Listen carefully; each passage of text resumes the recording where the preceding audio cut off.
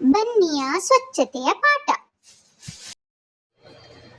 ಒಂದು ಸುಂದರ ಹಳ್ಳಿಯಲ್ಲಿ ಚಿಕ್ಕ ಮೊಲ ಬನ್ನಿ ತನ್ನ ಅಪ್ಪ ಅಮ್ಮನ ಜೊತೆ ಸಂತೋಷವಾಗಿ ಬದುಕುತ್ತಿತ್ತು.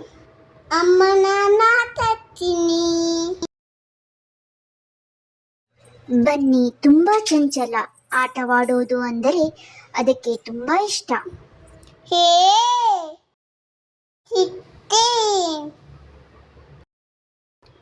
ಅಪ್ಪ ಅಮ್ಮ ಹೇ.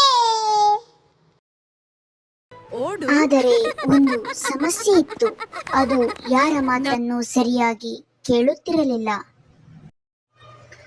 ಅಪ್ಪ ಪ್ರತಿದಿನ ಹೇಳುತ್ತಿದ್ದರು, ಬನ್ನಿ ಪ್ರತಿದಿನ ಬ್ರಷ್ ಮಾಡಬೇಕು, ಕೈ ತೊಳೆಯಬೇಕು, ಚಪ್ಪಲಿಯನ್ನು ಕೈಯಲ್ಲಿ ಮುಟ್ಟಬಾರದು, ಸ್ವಚ್ಛವಾಗಿರದಿದ್ದರೆ ಕಾಯಿಲೆ ಬರುತ್ತದೆ ಮಗು. ಆದರೆ ಬನ್ನಿ ಅದನ್ನು ಕೇಳದೆ, ನನಗೆ ಏನು ಆಗಲ್ಲ, ಆಟ ಆಡೋಣ. ಒಂದು ದಿನ ಬನ್ನಿ ಎಂದಿನಂತೆ ಹೊಲಕ್ಕೆ ಆಟವಾಡಲು ಹೋಯಿತು. ಮಣ್ಣಿನಲ್ಲಿ ಹೊರಳಾಡಿತು. ಕೊಳಕಾದ ಕ್ಯಾರೆಟ್ಗಳನ್ನು ತಿಂದಿತು. ಕೈ ತೊಳೆಯದೆ ಮನೆಗೆ ಬಂತು. ಬನ್ನಿ ಸ್ವಚ್ಛವಾಗಿರದಿದ್ದರೆ ಕಾಯಿಲೆ ಬರುತ್ತದೆ ಮಗು. ನನಗೆ ಏನು ಆಗಲ್ಲಪ್ಪ. ಅಪ್ಪ ಎಷ್ಟೇ ಹೇಳಿದರೂ ಬನ್ನಿ ಮಾತನ್ನು ಗಂಭೀರವಾಗಿ ತೆಗೆದುಕೊಳ್ಳಲಿಲ್ಲ. ಮರುದಿನ ಬೆಳಿಗ್ಗೆ ಬನ್ನಿಯ ಹೊಟ್ಟೆ ತುಂಬಾ ನೋಯುತ್ತಿತ್ತು. ಜ್ವರವೂ ಬಂತು. ಆಟವಾಡಲು ಆಗಲಿಲ್ಲ. ಅದಕ್ಕೆ ತುಂಬಾ ಇಷ್ಟವಾದ ಕ್ಯಾರೆಟ್ ಕೇಕ್ ಕೂಡ ತಿನ್ನಲಾಗಲಿಲ್ಲ. ಅಪ್ಪ ಬನ್ನಿಯನ್ನು ವೈದ್ಯರ ಬಳಿ ಕೊಂಡೊಯ್ದರು.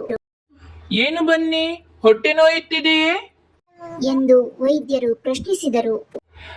ಕೊಳಕಾದ ಕೈಯಿಂದ ತಿಂದಿದ್ದರಿಂದ ಹೊಟ್ಟೆಗೆ ಸೋಂಕಾಗಿದೆ. ಕೈ ಚೆನ್ನಾಗಿ ತೊಳೆಯಬೇಕು, ಸ್ವಚ್ಛವಾಗಿದ್ದರೆ ಬೇಗ ಗುಣ ಆಗುತ್ತೆ ಎಂದು ವೈದ್ಯರು ಬನ್ನಿಗೆ ಸ್ವಚ್ಛತೆಯ ಮಹತ್ವವನ್ನು ತಿಳಿಸಿದರು. ಅಪ್ಪ ಹೇಳಿದ್ದು ಸರಿ. ಇನ್ನು ಮುಂದೆ ನಾನು ಕೈ ತೊಳೆಯುತ್ತೀನಿ, ಸ್ವಚ್ಛವಾಗಿರ್ತೀನಿ. ಕೆಲವು ದಿನಗಳಲ್ಲಿ ಬನ್ನಿ ಗುಣವಾಯಿತು. ನಂತರ ಅದು ಪ್ರತಿದಿನ ಕೈಕಾಲು ತೊಳೆಯುತ್ತಿತ್ತು. ಊಟಕ್ಕಿಂತ ಮೊದಲು ಕೈಕಾಲು ತೊಳೆಯುವುದನ್ನು ಎಂದಿಗೂ ಮರೆಯಲಿಲ್ಲ. ಸ್ನೇಹಿತರೆ, ಅಪ್ಪ ಅಮ್ಮ ಹೇಳುವ ಒಳ್ಳೆಯ ಮಾತುಗಳನ್ನು ಕೇಳಬೇಕು. ಸ್ವಚ್ಛತೆಯಿಂದ ಆರೋಗ್ಯ, ಆರೋಗ್ಯದಿಂದ ನೆಮ್ಮದಿ. Clean hands, happy life. Ram Ram. Clean hands, happy life then.